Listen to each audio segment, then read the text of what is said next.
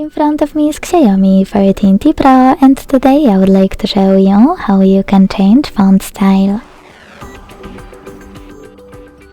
Begin by opening Settings and scrolling down to access Display and Brightness. Then scroll all the way down to Hide Font and pick a perfect one for you from the long list of available ones. Tap on the chosen one and buy it, or click on one of the free ones and choose free. Either way, when your new font style is ready, select Apply and go back.